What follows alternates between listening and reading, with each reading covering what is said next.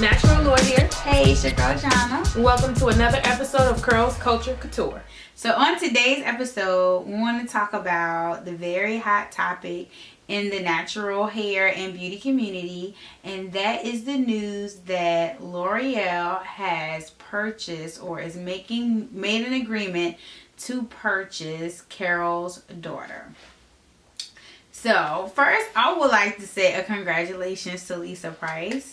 I had the privilege to work with her on her HBCU tour when she came to Hampton University and got to sit on a panel with her. And she's super nice, very sweet, but very business savvy and very passionate about her business. You know, for you guys that may not know about Carol's daughter, it was started in the kitchen.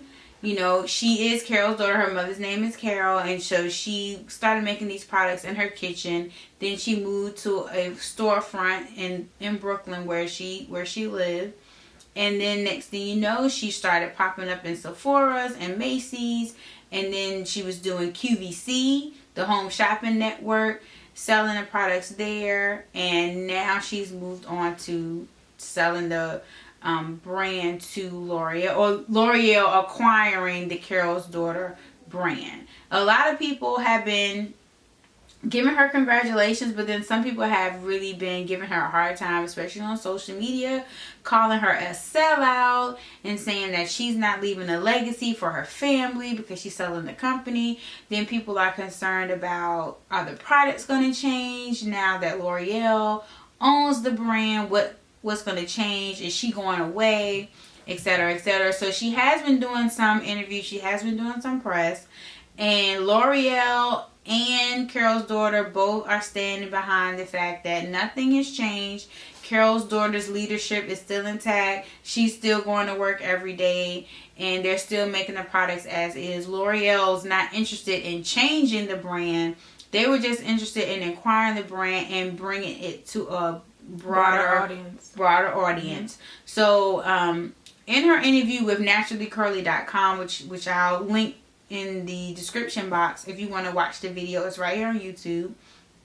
She talked about the fact that now that she has a larger brand behind her, the different things that she'll be able to do that she wasn't able to do before. Like, she's always wanted to branch out into cosmetics, something like Shea Moisture. They have a cosmetics line. She's always wanted to do that, but just didn't have the manpower to be able to do it. Well, now that she's partnered with L'Oreal, she's able to maybe pursue that. She's also wanted to get her products into salons, and she wasn't able to do that. But now with L'Oreal, of course, you know, they also make so many other brands like Urban Decay, NYX, Maybelline. Like, I didn't even realize L'Oreal was, you know, all of those things fall on the L'Oreal brand. So now that she's a part of that, she'll be able to get her products out into salons across the country and get them in salon sizes, which is what she hadn't been able to do before.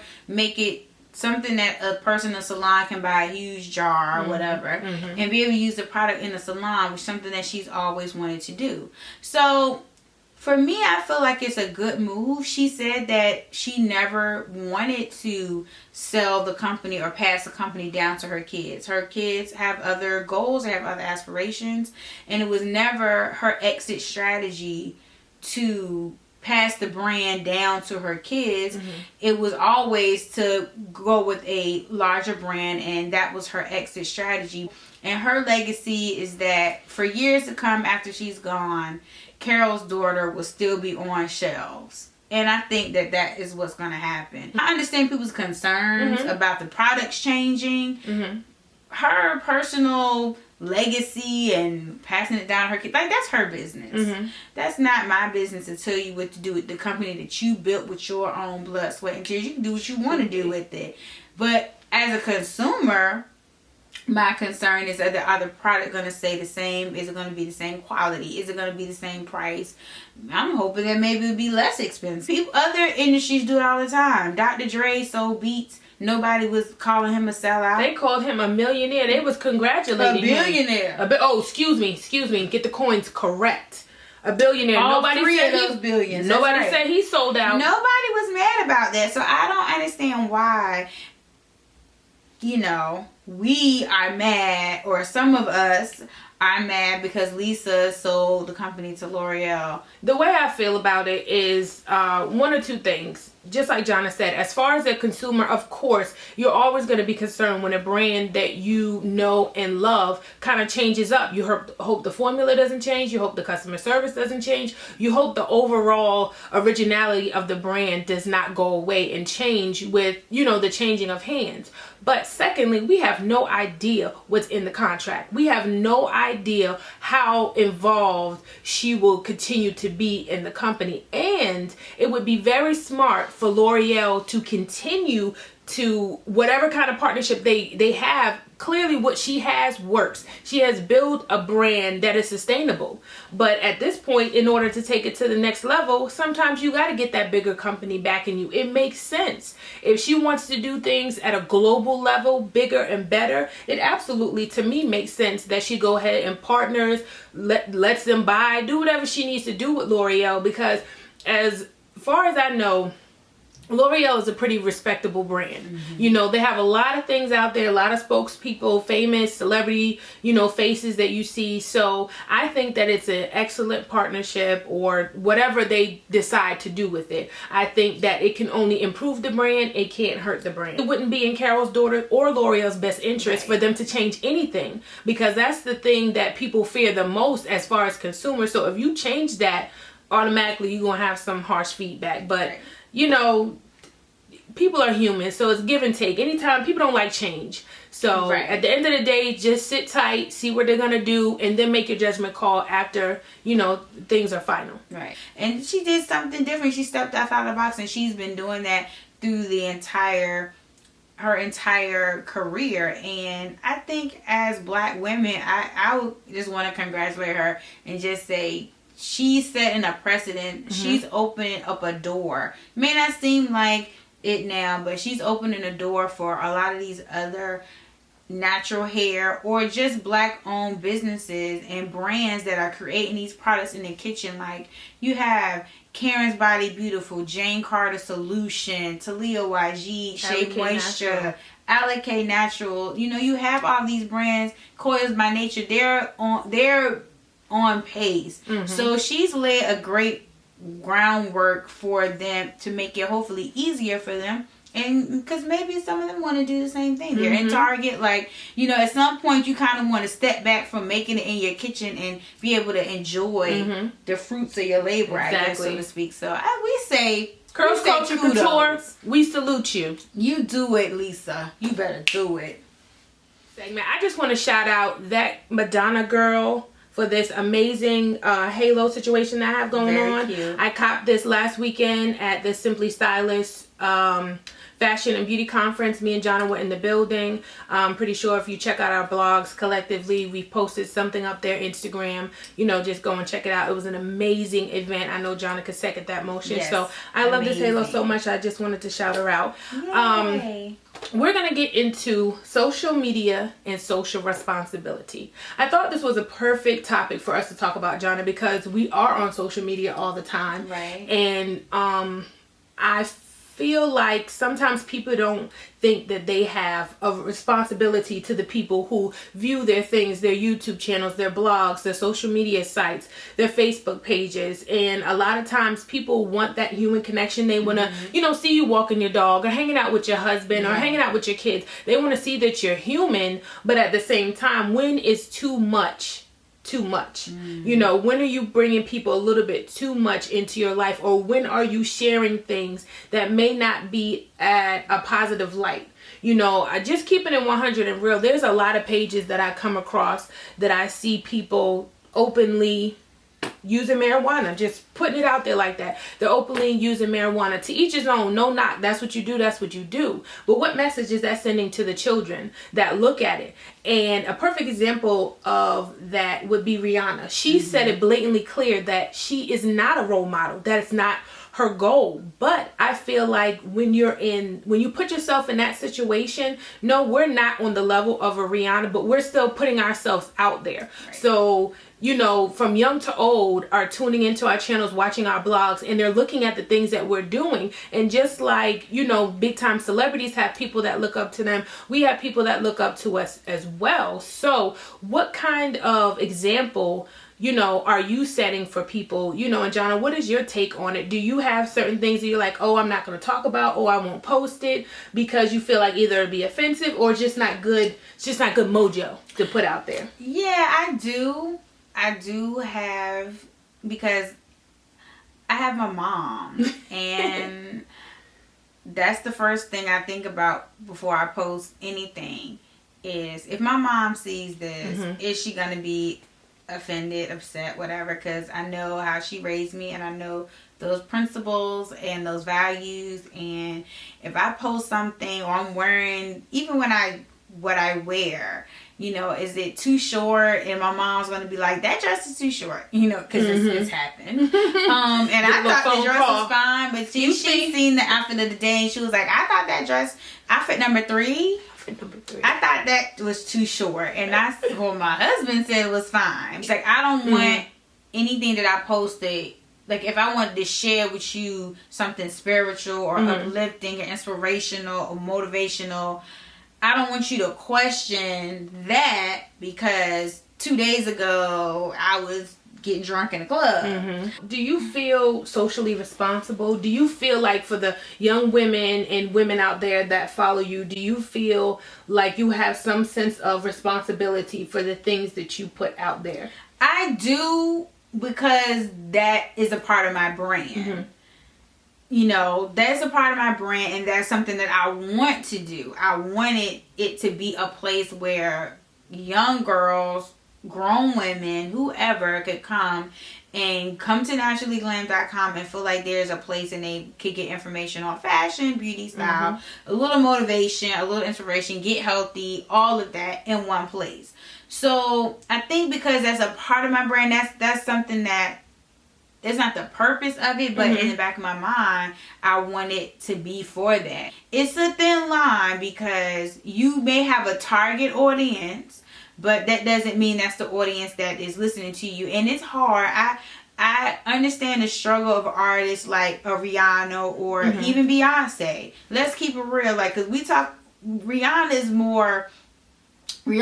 she'll let you know. She don't care. She's going to say it regardless, but... Beyonce, this last album and Beyonce has gotten more and more risque over the years. She uses it used to be a time where you wouldn't hear any profanity in a Beyonce song. Now she's dropping F-bombs, B's, thoughts. I mean, she's going in. She's just hitting them out. Yeah, this is Beyonce, and a lot of people still look at Beyonce as a role model. And so I get the whole idea of, she's a grown woman. She's married and she's being freak nasty with her husband. She is. Like, that's what she's doing. And she want to be able to express that in her music, because that it is her expression. It's her art. But, and her target audience may be women like her. Women like us. We grown women. We got a husband or whatever. And so we are here for that. But then... so is my 18-year-old stepdaughter. She's listening to it too, and I'm like, you don't need to be drinking. You be all night. No, what you know about watermelon? Yeah, no surfboard, nothing. But none of that. You can't, even if that's not your target audience, you can't help that residual other audience is going to be out there. So it is a struggle. You know, in the days and age that we live at, everybody, 2-year-olds are flipping through the phone. You know what I mean? So at the same time, the people on the other side of the camera, you may feel like they have a sense of responsibility, but I also feel like on the other side, there's a sense of responsibility as well, because just like Jonna said, there's a target audience, you know, that is actually watching them and, you know, supporting them. Myself personally, I love this last Beyonce, you know, album. It did something to me. Right. I loved it. But would I listen to it with my daughter? No, I don't think so. We just wanted to talk a little bit about social responsibility, since we're both, you know, social media, I wouldn't call us gurus, but we're always out there in the social world. And I know I don't really feel a sense of responsibility, but I do feel mindful of what I post, because I know not only, you know, my family or my friends may see it, just the person who I'm speaking to, and just what my brand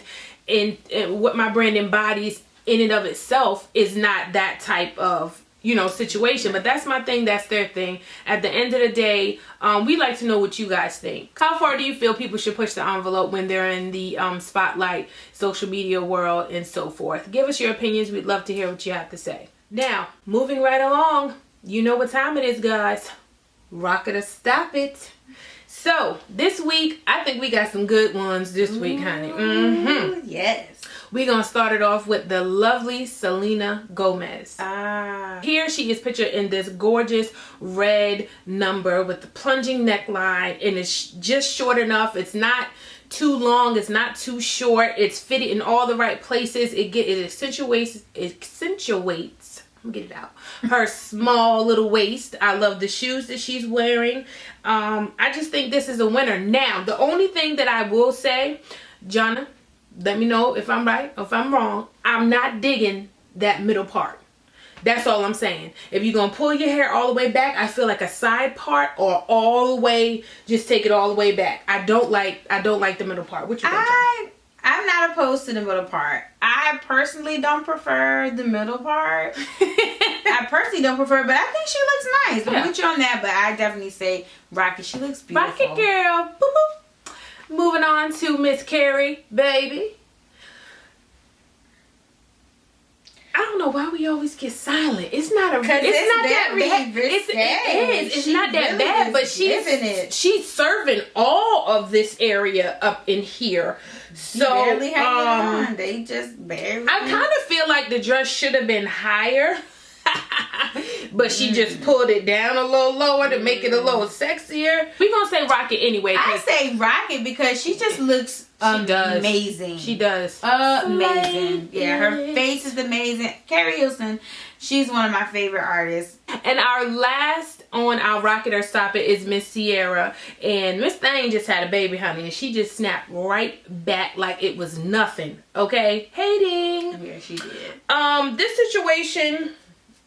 Not so much. Is not. We don't like it. Okay. Basically. Because I'm trying. Okay. It's She's a lot. Trying to make it right, but it's not. Because right. it's a lot of stuff. It's a lot of asymmetric situation, and then the skirt is doing a lot, and then she has the hat on. I'm confused about that because it looks like it's supposed to kind of be. You know what she should do? Take that jacket off.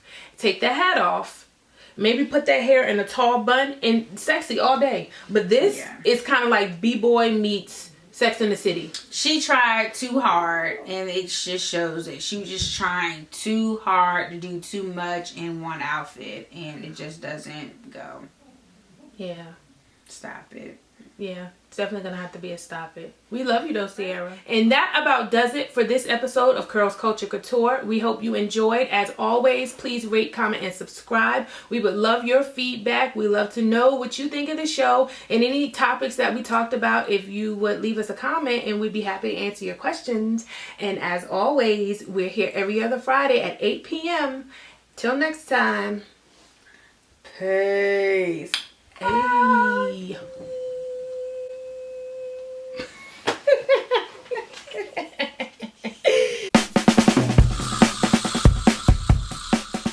So when I get back there. Okay. Like that.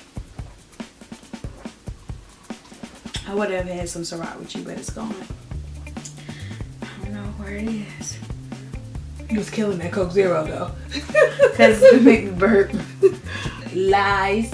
Because I can show you a now you want to lie, Johnny? Get this on camera. Now you want to hold on. You want to tell? I do a sound other than this. Oh, is she gone? She's gone. Hey. What are you doing? Are you peeing? You lost your mind. Social responsibility versus social media. How far do you think people should push the envelope when they're in the social? That's my phone again, y'all. Cool beans. She always likes to sing. All right. Now I have to make sure you're not picking any boogers. Are you ready to go?